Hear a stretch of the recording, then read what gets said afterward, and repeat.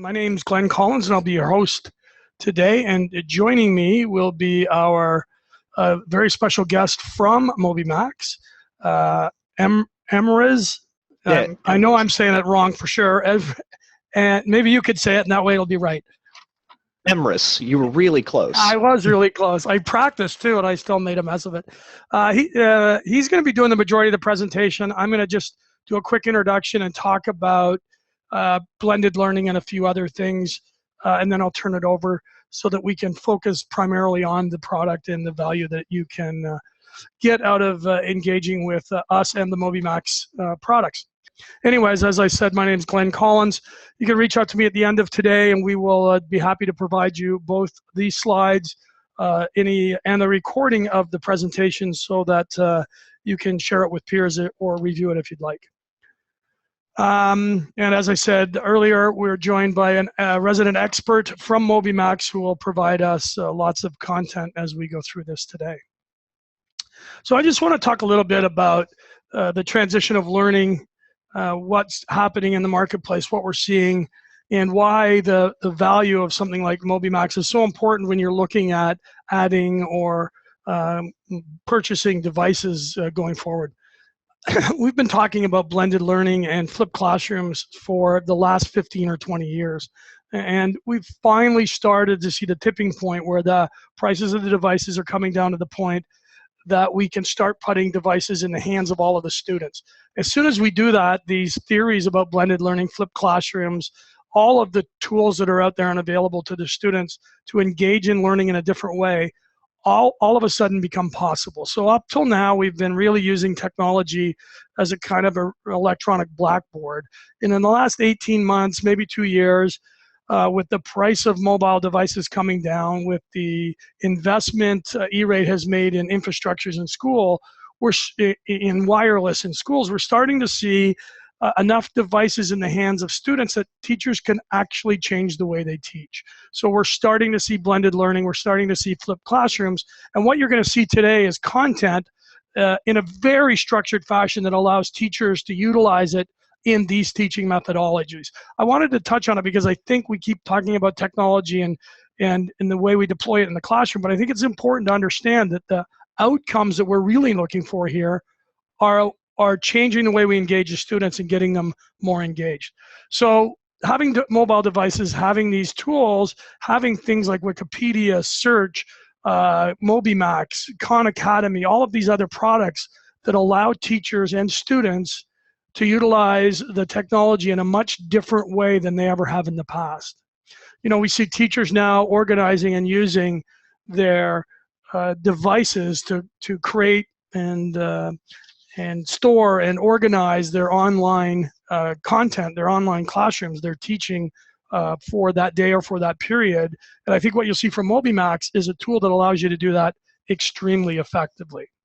So the move to digital textbooks, the ability to create media-rich content that will create a much stickier education environment for the kids. What we've really come in the last 4 to 5 years is a world of which it used to be difficult to find content. It used to be difficult to get tools like MobyMax. Now there's a overabundance of content. So it really is for our customers and even for us, the ability for us to provide you guys with some content that's very useful, that is indeed going to allow you to change the way you engage students and is going to improve your learning outcomes.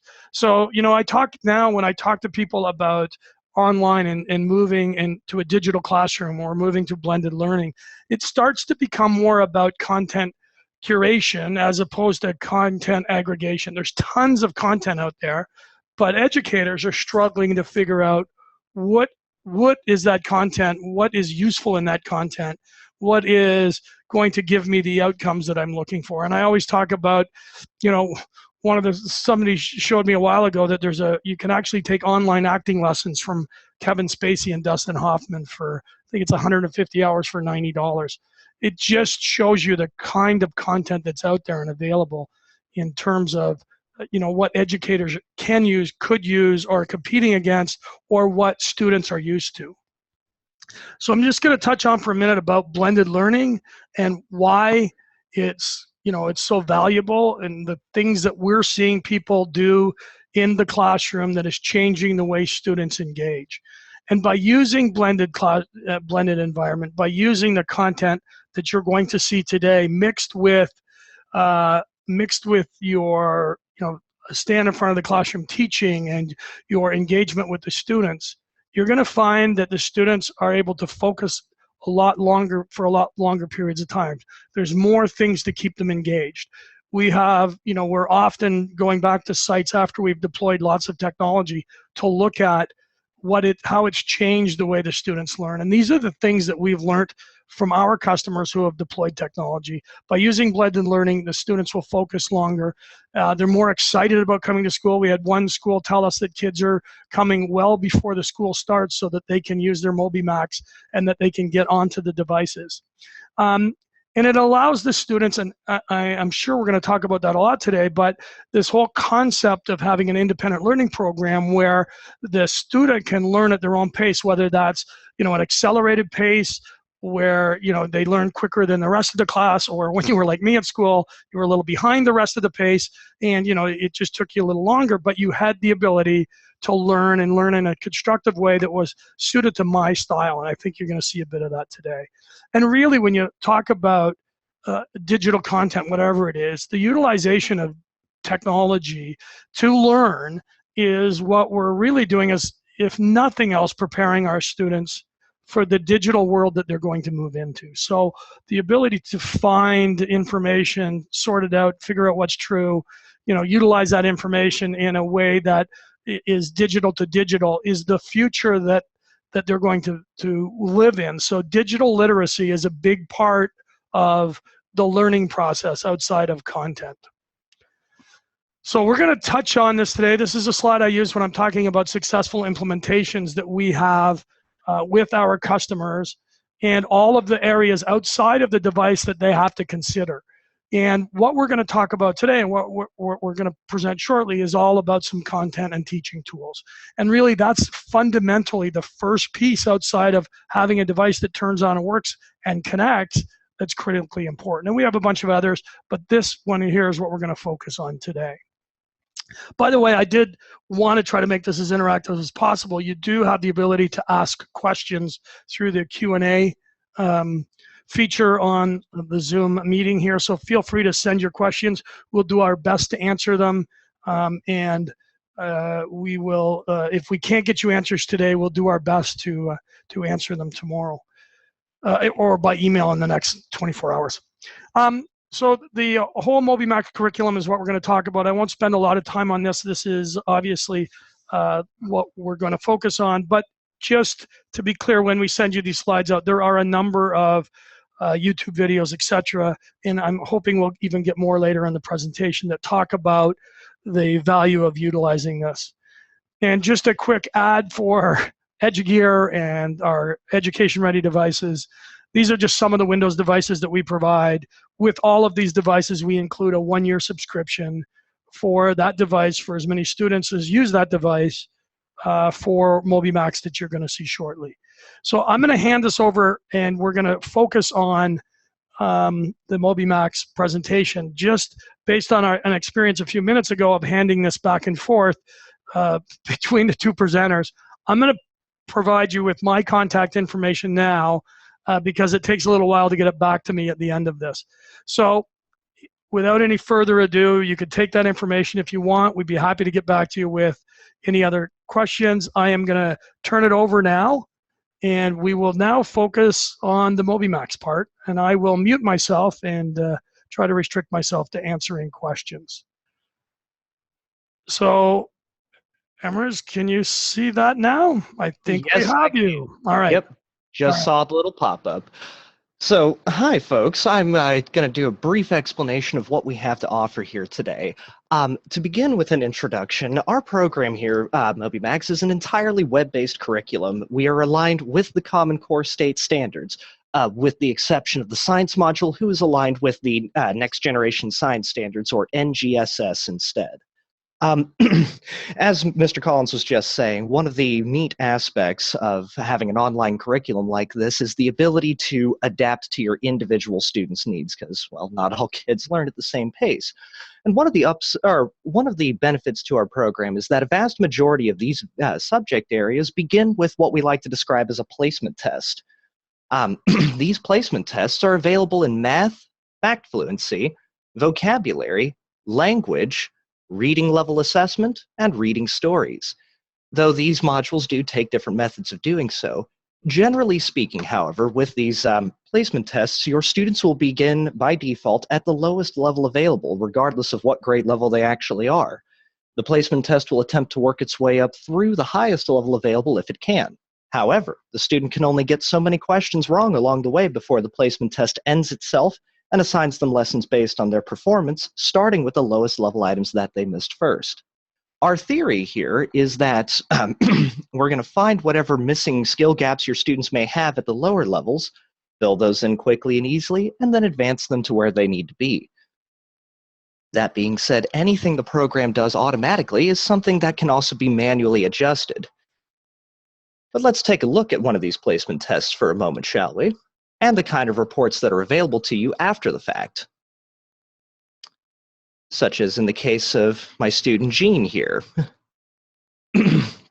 where we can see in her placement test, she did quite well on the kindergarten level and made it all the way up into the 4th grade curriculum. To explore a little deeper, we can dive down into individual domains and then even further into individual standards. We also have the ability to view the exact test that the student took. What they answered, what MobyMax was expecting, what standard was being addressed along the way, all kinds of very neat and detailed things. However, this particular report will only show you where your student started. We have a wide variety of other reports that are populated automatically as your student works through the program, such as the snapshot report. Available within this one, we'll tell you when they signed on, how long have they been working, how much did they do.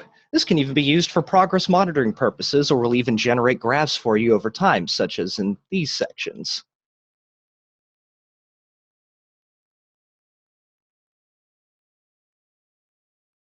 This particular report is available in just about every subject. However, it is not the only one available to you, nor is it the most comprehensive.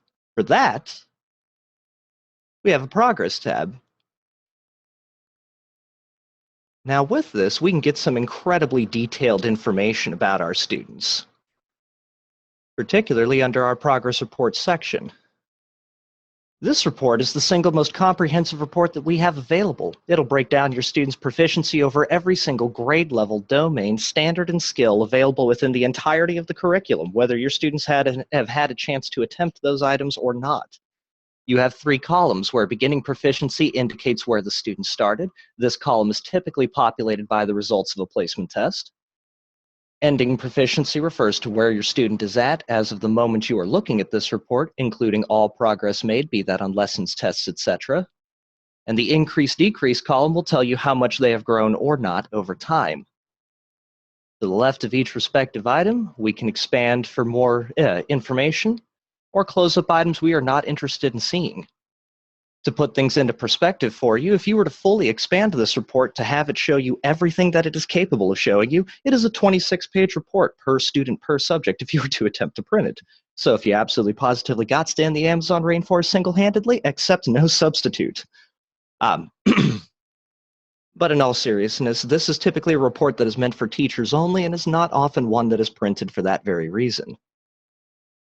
However, we can get more than just percentages here. We can also see the related lessons to these respective standards, and if your students have completed them, what was their respective scores? We can even reassign it from the screen. You also have the ability to look at this on a classroom level. For example, maybe I was working on 4th grade fractions, and I need to know exactly how my students are doing. Well, by clicking on one of these percentages highlighted in blue, I can see that out of my class, 4 of my students have attempted this standard, 1 of which passed it, which would be Logan, who did so as of his placement test. And while this report isn't printable, it is easy to get to and will tell you exactly, what students have what mastered, or at least have attempted it anyway.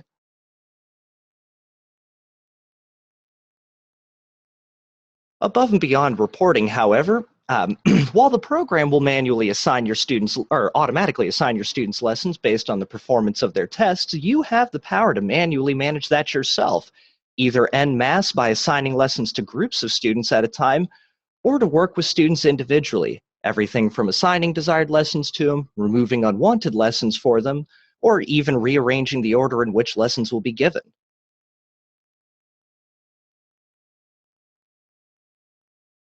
Now, for those folks who may be using this or may be interested in using this program for more than just general education, we do have features built to accommodate those who need extra help. In fact, we have a built-in feature for you to simply construct your own IEP goals within the program. For example, let's say I have identified that my student needed to work on third grade operations. I could check the respective standards I wish to assign to him as IEP goals, and then click Save. And what will happen at this point is the student in question would be assigned all lessons relating to my selected IEP goals. These lessons will go to the bottom of the student sequence by default, meaning they would have to work through all things previously assigned to them, and then they will get to your IEP work. In order to complete an IEP goal, a student must work all the way through the lesson relating to that goal and successfully pass all items within. Doing so generates a report viewable from the teacher's side of things. It's a very neat feature. Lots of folks really love it. Borderline automates the whole process of IEP goals. And now, while I've been showing off a lot of math, whatever you learn how to do here in math works essentially the same way just about everywhere else. And on that note, do we have any questions so far?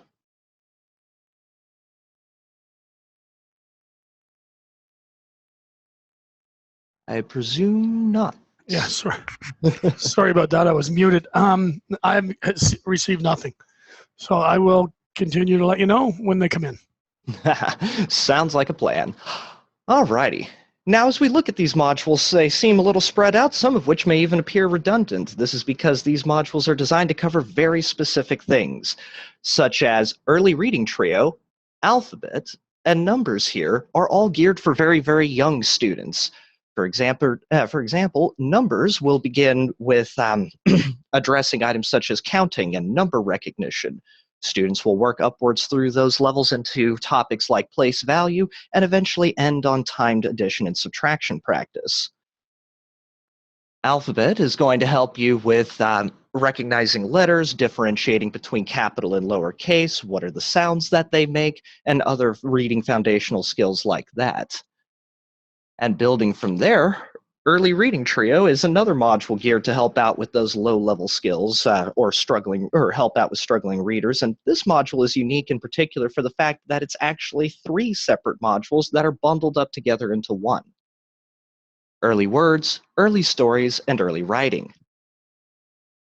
And while this is set up by default, where the student goes in, they begin with early words, they then move into a story involving the words they learned in the previous subject, and then finally move along to a sentence builder, where they then use words that they had gotten in the previous sections and construct their own sentences that will then be read out loud to them.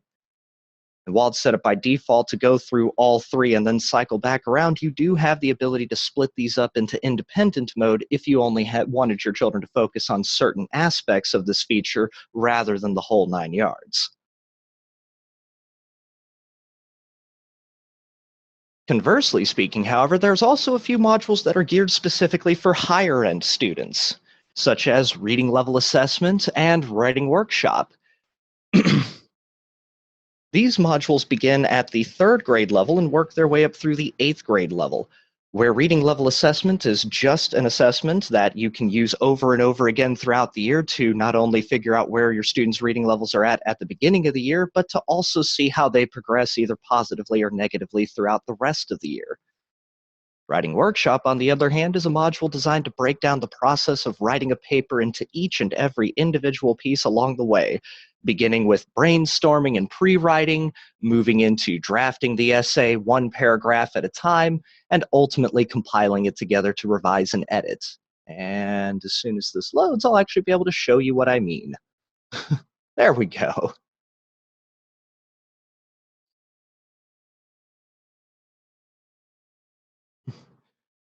And as you can see, these writing lessons are really long, especially when you compare them against the lessons that you would find in math or language. But above and beyond open-ended responses and quiz-like questions that you may see in some of the modules I've addressed up to this point, we also have yet another format, which is being shown in some of our latest modules, Science and Social Studies. These two are very, very manipulative intensive modules and cover, well, science right now covers the full grade 1 to grade 8. Social studies is one of our newest, is very much a work in progress, and right now only covers grades 1 through 3. The rest of the grade levels will be released in a series of updates over the course of the next several months. Now, in these two modules, these have very long lessons. However, these lessons will involve a lot of manipulatives, a lot of clicking around on the screen and exploring. To give you an example of what I'm talking about, here we go. So we begin with a lot of exploring the topic, and while questions are asked along the way, in fact, your initial lesson is not going to be graded. Instead, once you go through your exploration lesson on a topic, you will then be moved into a lesson test that's going to cover all of the content that was addressed in the exploration lesson, and that is what is actually graded in these modules. Honestly, we were very excited for this format, and it turns out it has been quite engaging, so I imagine that a lot of our future modules will be following that example. Now, what comes available are all great and wonderful tools. However, one thing that we get asked a lot is, do you have the ability to create your own content within MobyMax? And the answer to that question is yes. Yes, you do. In fact, you can create pop quizzes of your own to give to your students that will be automatically graded by the system. Or you can piece together your own lesson to, say, project up on a whiteboard and work through with your class in a classroom group setting rather than your students working through this content on an individual basis. And this is a particularly neat feature in the fact that you're also capable of sharing lessons with other teachers at your school, or even utilizing other lessons that any other user in MobyMax has ever created. It would kindly load. I could, for example, build off of lessons I've already created, or build off of lessons made by other teachers within my school, my district, my state, or utilize any lesson created by any MobyMax user, period. Now, at the moment, I have my sound muted, so this isn't actually playing what you would normally hear under the circumstance.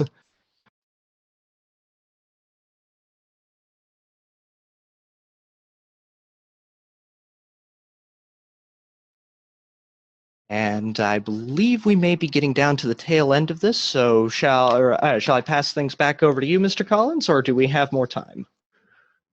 I think we'll leave it with you, and we'll just end with showing your screen. So a couple things I wanted to get you to talk a little bit about, because I think when I look at the screen that I see up right now, there's really 3 segments to it. You've got obviously all the content around teaching, etc.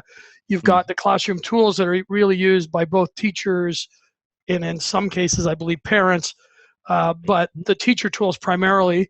And then you have the student motivation. So maybe you can just touch a little bit on how we reward students and engage them. Because it is really effective. We've seen it really work well in the schools we've deployed. And then maybe just touch a little bit on the giveaway and stuff you do.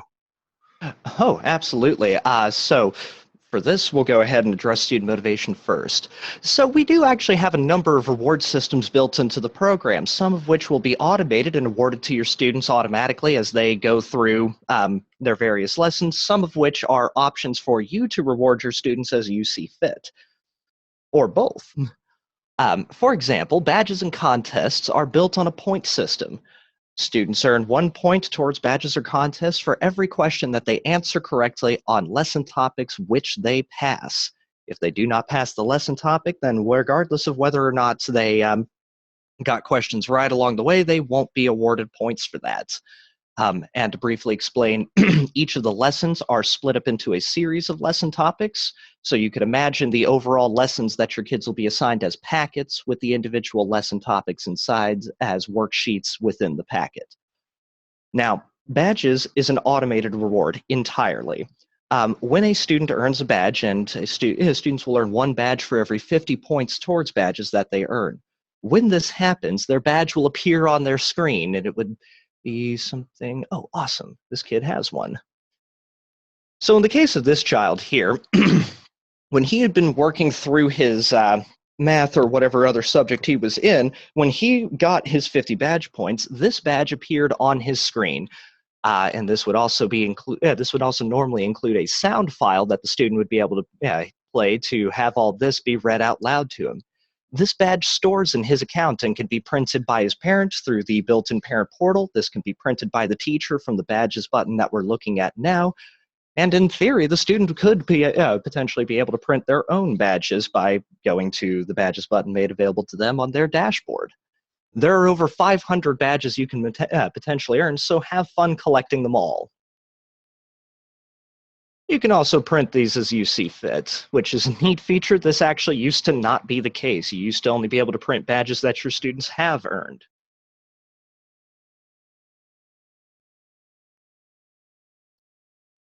Contests, on the other hand, are semi-automated. This is something that the teacher has to set up themselves, but after it's been set up,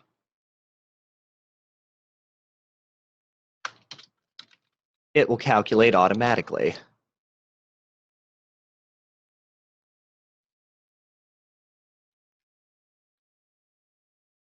And I select the kids I wish to include, and save and close. And as my students work through this, it will calculate their points and post it into the contest once every 24 hours. So for those classrooms that really get engaged by competitive work, this is a really great option for them.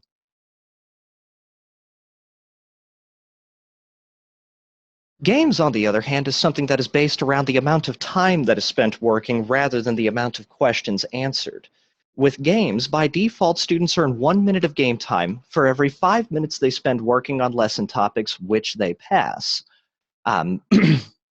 Now, students must have at least 1 minute of accumulated game time in order to open up a game, get it to load, and begin playing it. However, when students are initially registered, they begin with a 30-minute block on games. So they actually have to spend a dedicated 30 minutes working in the program before that feature unlocks for them. Once it unlocks for them, however, that first time, it will forever remain unlocked for them to go and use as they see fit. And I see a chat. Okay. Now, one final neat thing about games is the fact that as the teacher, you have the power to award or remove game time as you see fit. I can check the box and add minutes of game time or remove them. So, handy thing to giveth and taketh away. And lastly, when it comes to student motivational features, is the behavior vibes. And this is a really neat thing to provide feedback to your students in real time. For example, maybe I was working in the computer lab and my student Kane was just really on point. I could give him the on-task vibe. And when I send this, that vibe is going to appear on his screen, assuming he's signed in when I send this anyway, with my comment right there. And this will be stored in his account which is viewable once again by the parent from the parent portal, is also printable just like the badges are, and any number of things. If he is not signed in at the time that I send this, then this will pop up the moment he does sign in at a later point. However, vibes don't necessarily have to be positive. We can do a negative vibe.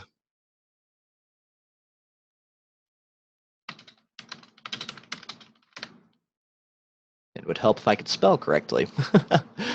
And the same rules apply here.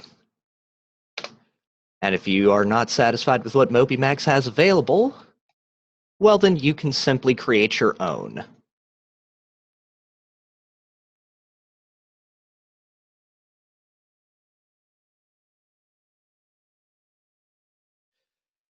Now, he also brought up our daily tablet giveaway, and this is something that we still have ongoing, though this is actually going to be a process. This will actually be a giveaway that we will be discontinuing in the near future, as our tablets have been officially discontinued at this time.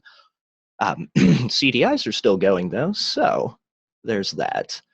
These daily tablet giveaways done based on a raffle, where you can recommend us on various websites, like us on our various social media pages, or share us, refer other folks to us. And as you do these things, these will add to the number of the number of tickets you have in the hat. And should you be drawn, we will reach out to you by way of email to get your shipping information and send that tablet your way. That's great. I don't have any. We haven't had any questions submitted, so I'm assuming either we put them to sleep or we did a fabulous job, and I'm hoping it's the latter. So in the meantime, if I did have my email address up there earlier, it's gcollins@cdicomputers.com. If there are any questions, comments, or you'd like to reach out to us to find out how you can get a free year subscription to MobyMax, by all means, reach out to me, and we will connect you with the appropriate individual here at CDI. On behalf of CDI and MobyMax, thank you very much for your time. I hope you found today both interesting and informative, and we look forward to engaging with you again in the future. Should you wish to do one of these events with MobyMax just for your school, please let us know. We'll do our best to organize something. Again, thanks for your time. Have a great day. We will talk to you again shortly. Cheers. Thank you for attending. Y'all have been a wonderful audience.